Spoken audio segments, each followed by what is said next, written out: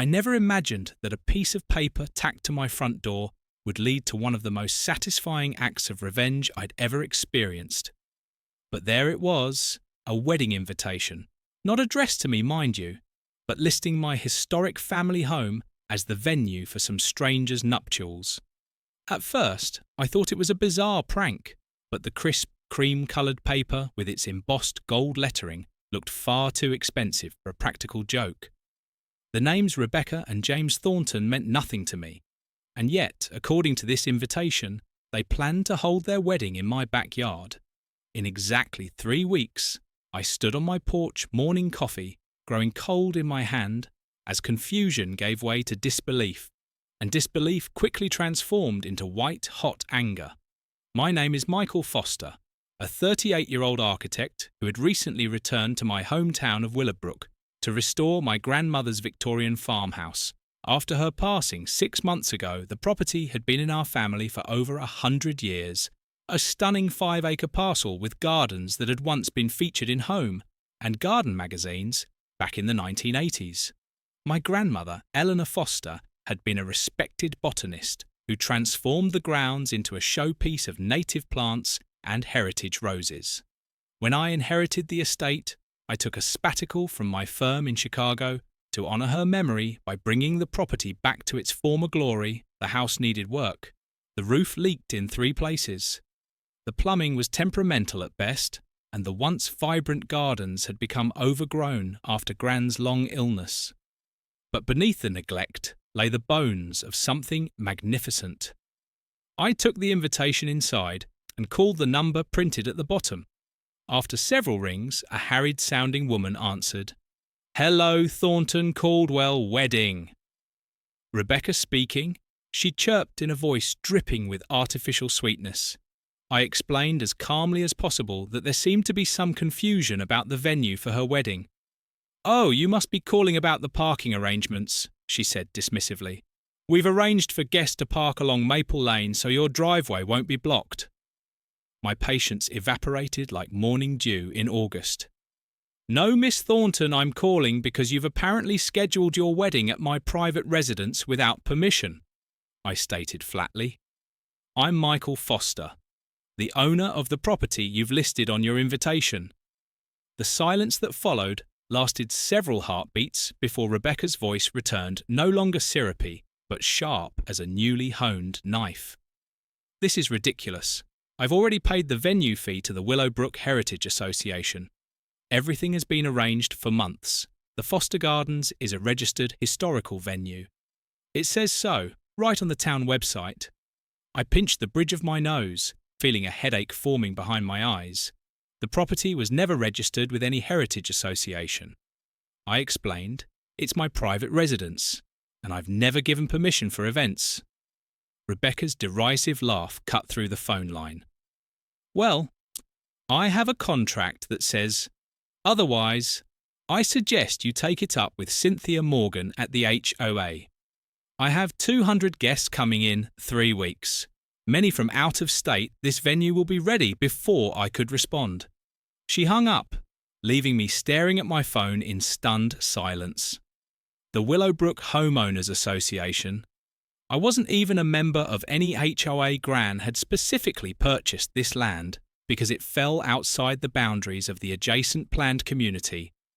I immediately searched online for information about this supposed heritage association and found an official-looking website showcasing several historic properties in the area available for wedding rentals. There prominently featured was my grandmother's house listed as Foster Gardens. Victorian elegance for your special day. The description boasted mature gardens, a picturesque gazebo and a charming historical farmhouse preserved as a community treasure.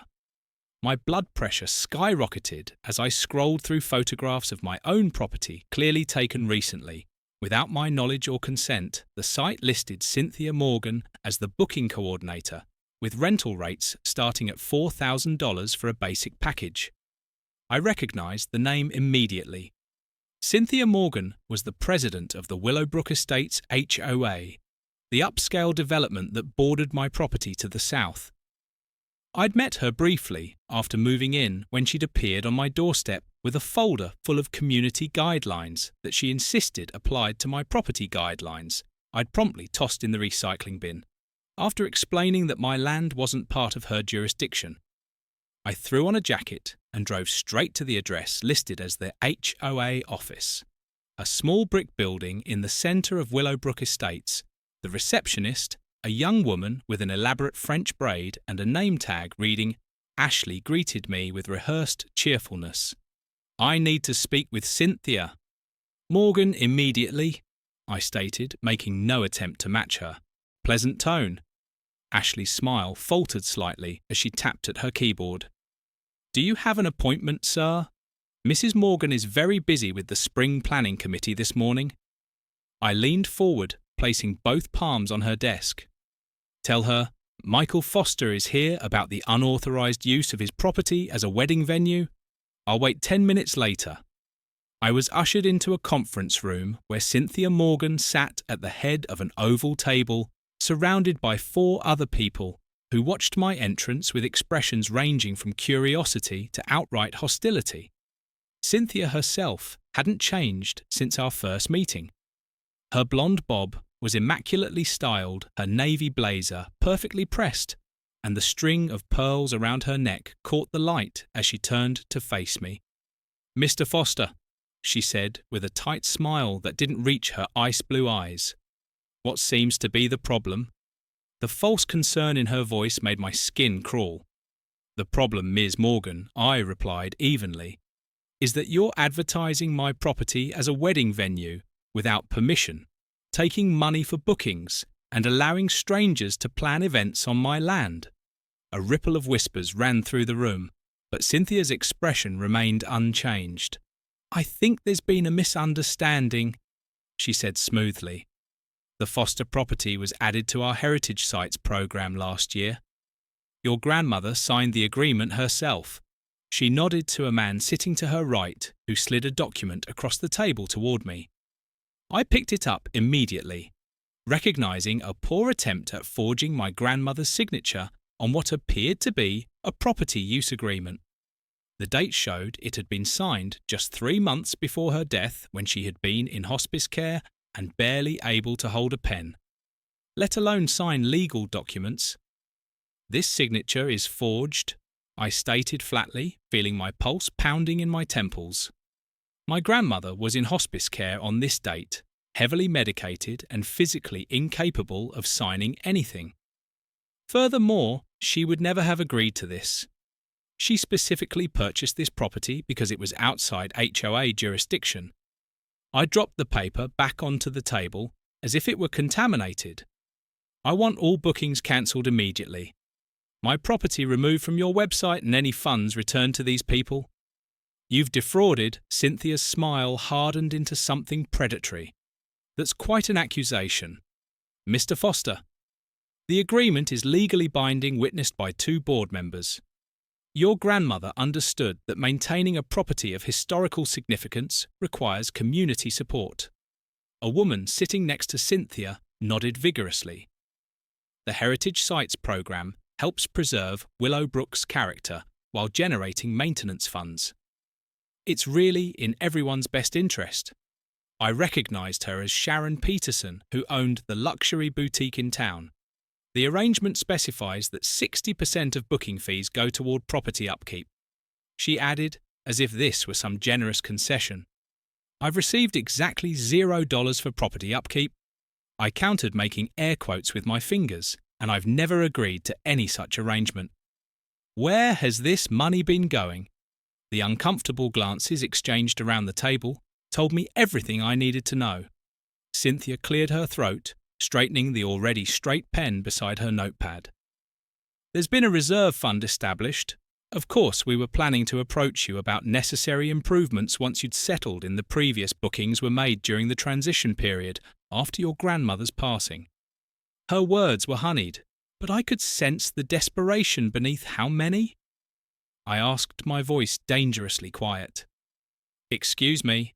Cynthia blinked her composure, slipping slightly. "How many bookings have you taken for my property?" Sharon Peterson jumped in, apparently trying to defuse the situation. "Just 3 this season. the Thornton wedding this month, and 2 more in June and July, all very tasteful events, I assure you. I laughed, though there was no humour in it. I'll be speaking with my attorney about this immediately. In the meantime, I suggest you start making phone calls to explain to these people that you've been selling access to property you don't own or control. I turned to leave, but Cynthia's voice stopped me at the door. Mr. Foster, I strongly advise against making this difficult.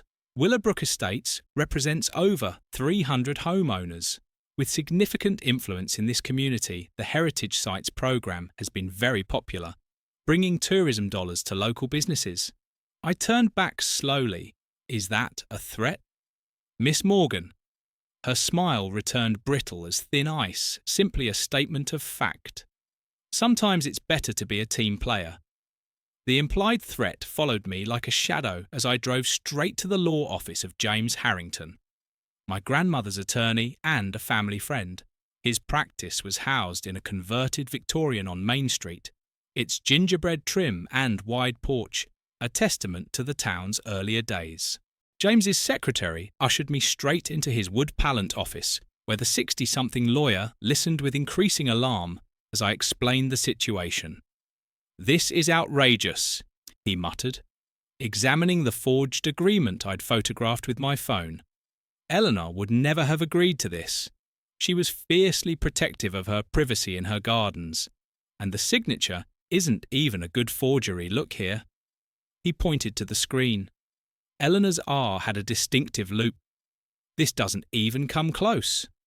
James promised to send a cease and desist letter immediately, but his weathered face betrayed concern. Cynthia Morgan has accumulated considerable power in this town. Michael, her husband, sits on the city council. Her brother-in-law is a judge, and the HOA wields significant influence with local businesses. This won't be a simple matter of legal right and wrong. It's going to get political. I nodded already, suspecting as much from Cynthia's veiled threat. What do they actually stand to gain from this? I asked. Even with multiple bookings, we're talking about, what, 20,000–30,000 a year in venue fees that seems like small potatoes for the risk they're taking. James leaned back in his chair, fingers steepled beneath his chin. I suspect this is about more than money. Michael, your grandmother's property is the last large parcel in that area. Not under HOA control, it's a 5-acre green space surrounded by increasingly dense development. My guess is the Heritage Programme is just the first step in establishing some form of control over the property. He rummaged through a file cabinet and pulled out a thick folder. Eleanor suspected something like this might happen. She asked me to give you this if there were ever any challenges to the property's independence. Inside the folder were land surveys, original deeds and documentation, showing that my grandmother had repeatedly rejected offers from developers and the HOA to purchase or incorporate her land. Most interesting was a letter from the city dated just a year before her death, confirming that attempts to rezone the property or claim it through eminent domain had been rejected. She knew they'd come after it, I murmured, feeling a renewed connection to my grandmother's foresight. James nodded. Eleanor was nobody's fool. She left you not just the property, but the ammunition to defend it. As I drove home, my mind raced with possibilities. A cease and desist letter would establish a legal position, but it wouldn't solve the immediate problem of the Thornton wedding scheduled in just 3 weeks. And something told me Cynthia Morgan wasn't going to back down easily. She had too much invested in this scheme, both financially and in terms of her reputation back at the house. I walked the property, seeing it with new eyes, not just as my grandmother's beloved home, but as a valuable piece of real estate. Others were scheming to control the gardens, even in their currently neglected state. Were breathtaking spring bulbs pushed through the soil in chaotic but beautiful profusion. The gazebo, though needing paint, stood gracefully at the centre of what had once been a rose garden. I could understand why brides would be drawn to this setting, but that didn't give anyone the right to trespass or profit from my property without permission.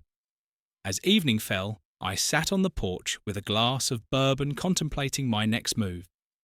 my brooding was interrupted by the arrival of a beat-up blue pickup truck that pulled into my driveway.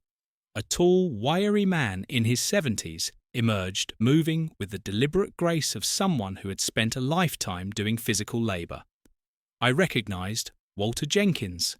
My grandmother's groundskeeper, who had retired shortly before her death, heard you were having some trouble with the Morgan woman, he called as he approached the porch. News travelled fast in small towns. Mind if I join you? I gestured to the empty chair beside me, and Walter settled in with a grunt of satisfaction. Your grandmother would be spinning in her grave if she knew what they were trying to pull, he said, without preamble. Been watching them circle this place like vultures for years. Walter declined my offer of bourbon, but accepted a glass of water. They started small. He continued first. It was just comments about the height of the grass or branches hanging over the property line. Then came the letters about community standards and how the gardens could be shared. Resources, Walter's weathered face creased with disgust. Your grandmother told Cynthia to pound sand in those exact words. I was standing right here when she said it. I couldn't help but smile, picturing my gentile but fiercely independent grandmother delivering that message. So now they've escalated to forging her signature and selling access to the property. I am mused. The question is, what do I do about the Thornton wedding in 3 weeks? Walter took a thoughtful sip of water. Well, seems to me you've got 3 options. 1, you go along with it, let them hold their wedding and fight the larger battle later. 2, you get your lawyer to shut it down, deal with the fallout from a disappointed bride and her 200 guests or 3. His eyes twinkled with mischief. You find a creative way to make sure nobody wants to have their fancy wedding here. Raised an eyebrow, intrigued by this 3rd option. What did you have in mind? Walter chuckled. Your grandmother always said, sometimes the best way to deal with unreasonable people is to be spectacularly unreasonable, yourself make it memorable. Over the next hour, Walter filled me in on the local politics I'd missed during my years away. Cynthia Morgan had transformed the once restrainable Willowbrook Estates HOA into her personal FF-tom, using increasingly strict rules to force out homeowners who opposed her vision or questioned her authority.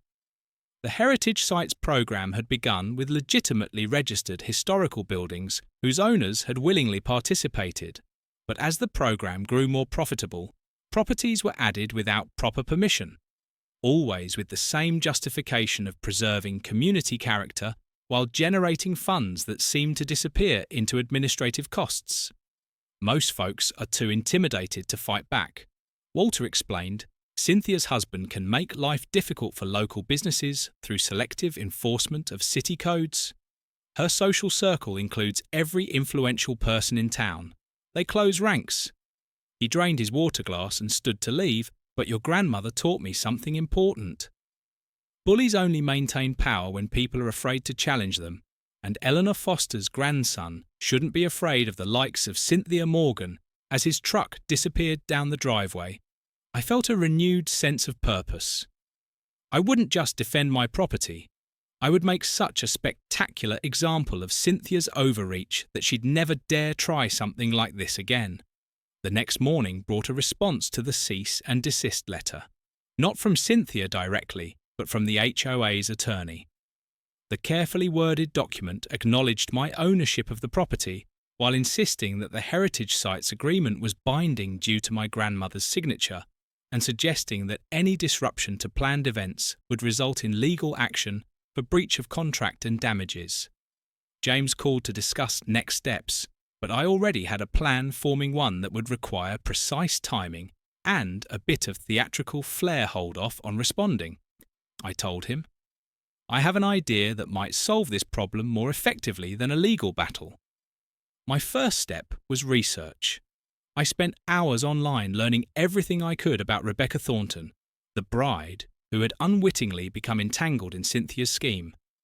Social media revealed she was a local realtor working for the same agency that handled most of Willowbrook Estate's property transactions. Her fiancé James Caldwell was a developer whose company had built the newest section of the HOA community. The connections were becoming clearer. This wasn't just any wedding, it was a social and business alliance between families deeply embedded in Cynthia's power structure. No wonder she was so determined to make it happen next. I contacted several local businesses, careful to avoid those with close ties to the HOA. I made appointments, explained my situation, and was surprised by how many people were eager to help once they understood what was happening. It seemed Walter was right. There was significant resentment towards Cynthia's tactics simmering beneath the surface of Willowbrook's picture-perfect exterior. By the end of the week, I had assembled everything I needed for what my grandmother would have called a strategic demonstration of consequences, the Saturday before the scheduled wedding. I was ready. I deliberately maintained radio silence with both Cynthia and the HOA's attorney, letting them believe I might be intimidated by their legal threats at precisely 7:30 in the morning. Just late enough to be legal under the town's noise ordinance, but early enough to ensure maximum attention. 3 large trucks rumbled up my driveway. The first carried a portable toilet company whose workers began efficiently placing 20 bright blue portable toilets in a neat row across my front lawn.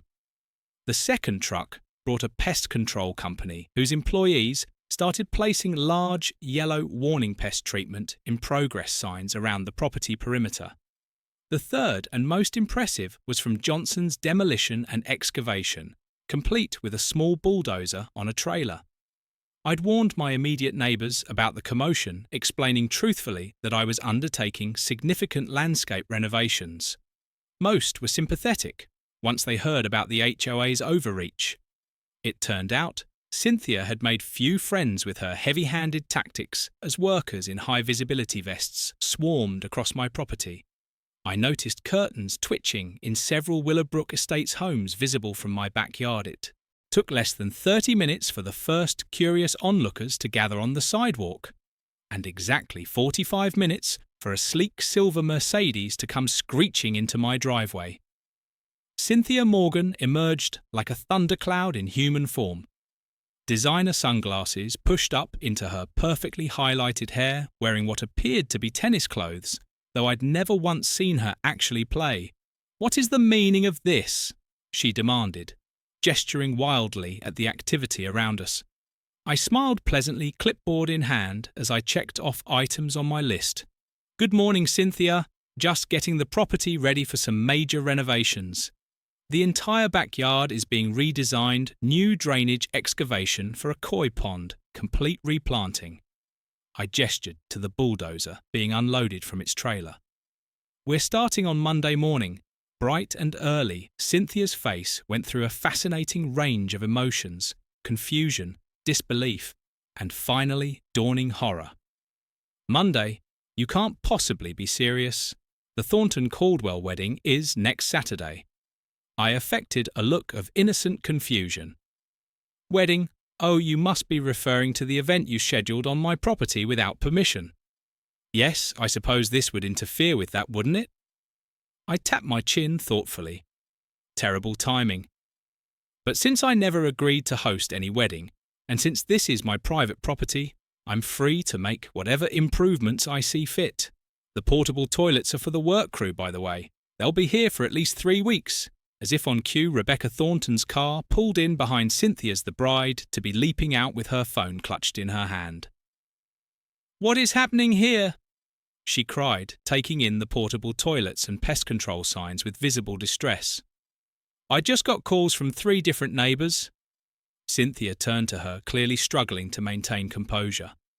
"Rebecca, darling, there's been a slight misunderstanding with Mr. Foster about the Heritage Sites programme. I'm sure we can work something out."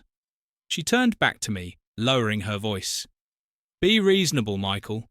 We can discuss compensation or perhaps some sort of compromise." I shook my head, maintaining my pleasant tone, even as I stood my ground. "There's no misunderstanding, Cynthia. You forged my grandmother's signature and have been selling access to my property without permission. I've decided that rather than pursue legal action for fraud, trespassing and misrepresentation, I'll simply exercise my right to improve my property however I see fit. I turned to Rebecca, whose mascara was already beginning to run as tears welled in her eyes.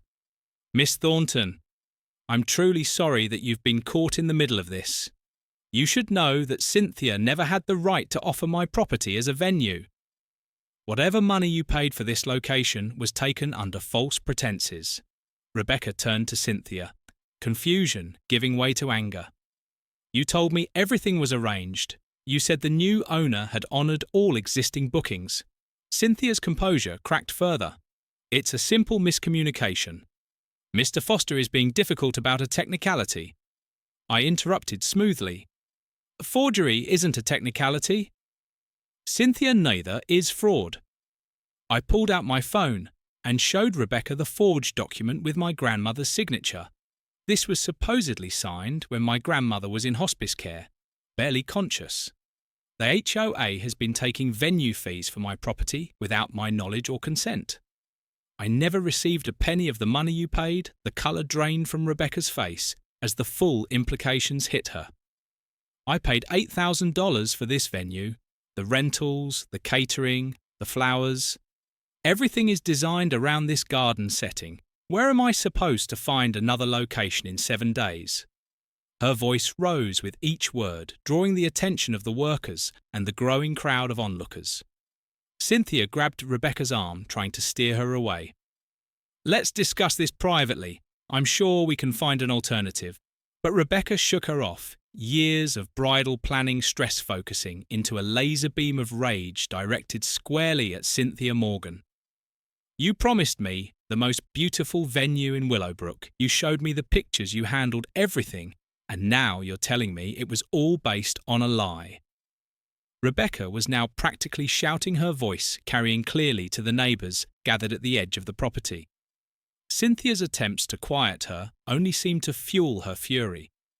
200 guests, Cynthia, some flying in from California. Where are they supposed to go?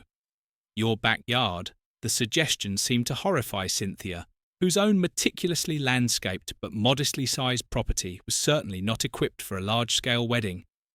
I stepped back, allowing the scene to unfold without interference. More cars were arriving now. Rebecca's mother, her wedding planner, and several friends drawn by frantic text messages. The quiet Saturday morning had transformed into exactly the sort of public spectacle Cynthia Morgan would have done anything to avoid with. Each new arrival, the story spread how the HOA president had sold access to property she didn't control, how she had forged an elderly woman's signature, how the wedding venue didn't actually exist. Watching Cynthia's carefully cultivated authority crumbling in real time was admittedly satisfying. But I felt genuine sympathy for Rebecca and her fiancé, who arrived shortly afterward looking shell-shocked as the chaos reached its peak, with Rebecca sobbing, her mother demanding refunds, and Cynthia trying desperately to regain control of the narrative. I quietly approached James Caldwell, the groom. Mr. Caldwell? A word in private. I led him away from the crowd toward the relative quiet of the front porch. I want to be clear, my issue is with Cynthia Morgan and the HOA, not with you and your fiancé. You're innocent victims in this situation. James ran a hand through his hair. The picture of a man watching his wedding plans implode in real time. What do you suggest we do? Rebecca has been planning this for over a year. I smiled slightly. I actually have a suggestion. If you're interested, I know the owner of Willow Creek Lodge. They had a cancellation for next Saturday. A corporate event that fell through the venue is available, including their gardens and ballroom. It's not identical to this setting, but it's beautiful in its own right. James stared at me in disbelief. How do you know this? I shrugged. I made some calls when I realised this confrontation was inevitable. I didn't want your wedding to be collateral damage in my dispute with the HOA. I handed him a business card with the lodge manager's contact information. They're expecting your call, and because they're as disgusted by Cynthia's behaviour as I am, they're offering a significant discount. James studied me for a long moment, then extended his hand. Thank you. This is unexpectedly decent of you. I shook his hand firmly. Consider it a wedding gift, and perhaps a reminder that not everyone in Willowbrook operates the way Cynthia does. As James returned to Rebecca with this potential solution, I noticed Walter Jenkins had joined the spectators, a broad grin splitting his weathered face as he gave me a thumbs up from behind Cynthia's back.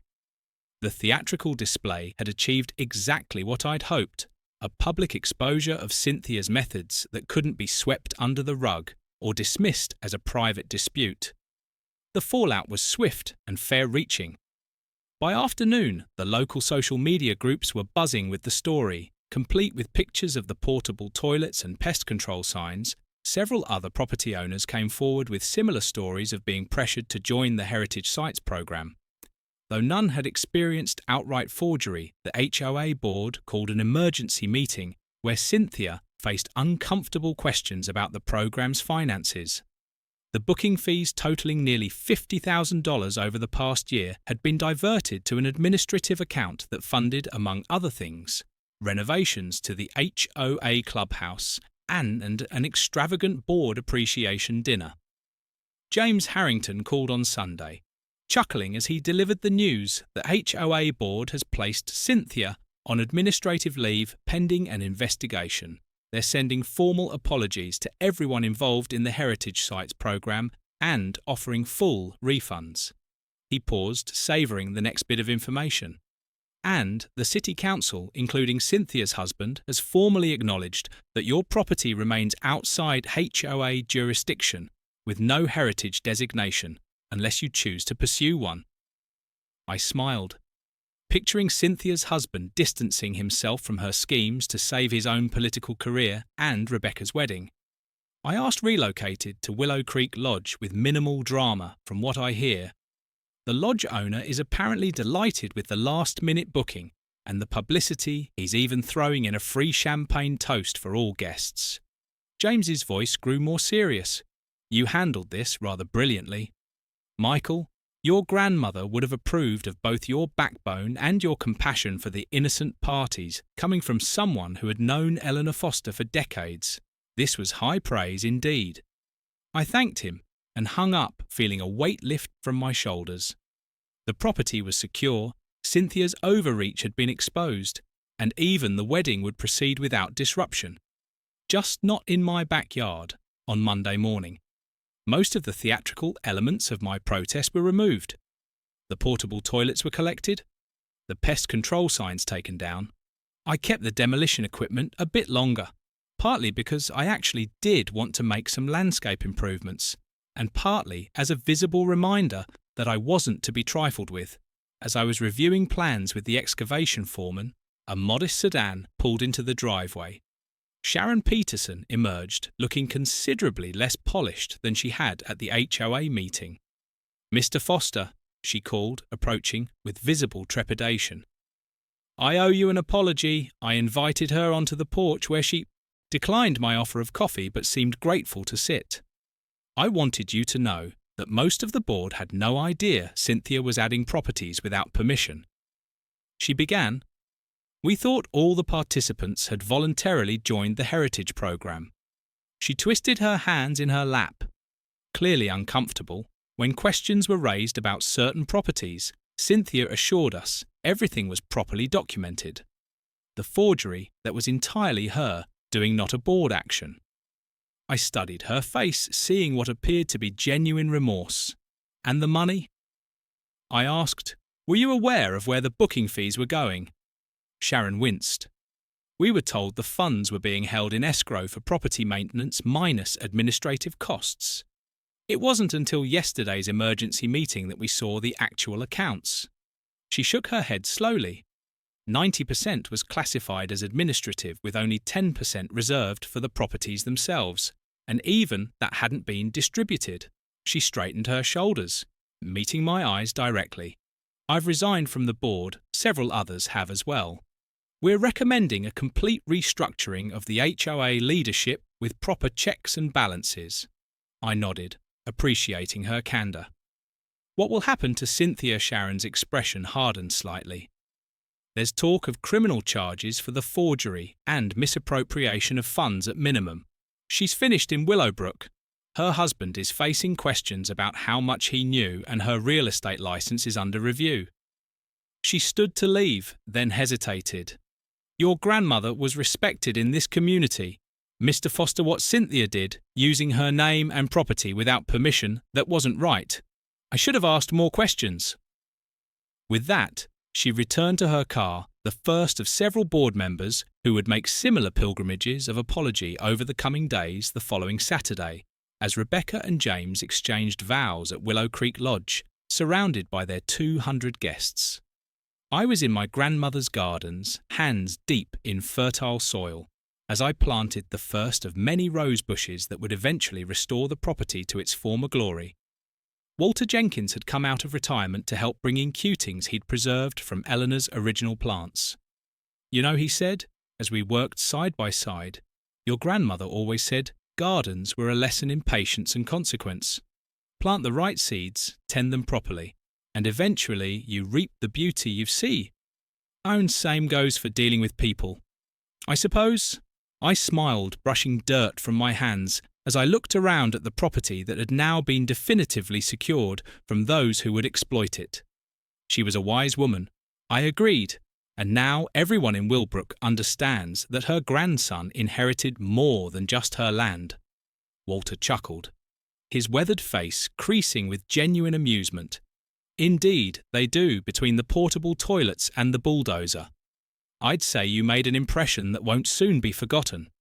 In the distance, we could see new signs being installed at the entrance to Willowbrook Estates, announcing the newly elected HOA board and their commitment to transparent, respectful community governance. As spring deepened into summer, the gardens began their slow transformation back to life. The gazebo received a fresh coat of paint. The paths were cleared and regraved, and the first roses bloomed in spectacular profusion. Cynthia Morgan and her husband sold their Willowbrook Estates home and moved to Florida. Their departure hastened by the legal consequences of her actions, a 2-year probation sentence for fraud and forgery, plus substantial financial penalties. The Heritage Sites program was disbanded, replaced by a voluntary historical registry with clear guidelines and transparent financial management. In a surprising twist, Rebecca and James sent me a thank you note and a bottle of expensive champagne after their honeymoon. Thanks for saving our wedding and exposing the truth, the card read. The lodge was perfect and everyone agreed the drama made for a lights. Much better story than a typical ceremony would have. Enclosed was a wedding photo showing the happy couple in Willow Creek's gardens, looking not at all traumatized by their last-minute venue change. I placed the picture on my mantel, a reminder that sometimes the path to justice takes unexpected turns. A year later, when the gardens had been fully restored and the house renovations completed, I hosted a garden party for the neighbours, including many from Willowbrook Estates who had previously viewed my property with envy or resentment under twinkling lights strung through the old oak trees with music playing softly and the scent of roses filling the evening air. Even former HOA board members commented on how right it felt to see the Foster property restored to its former glory.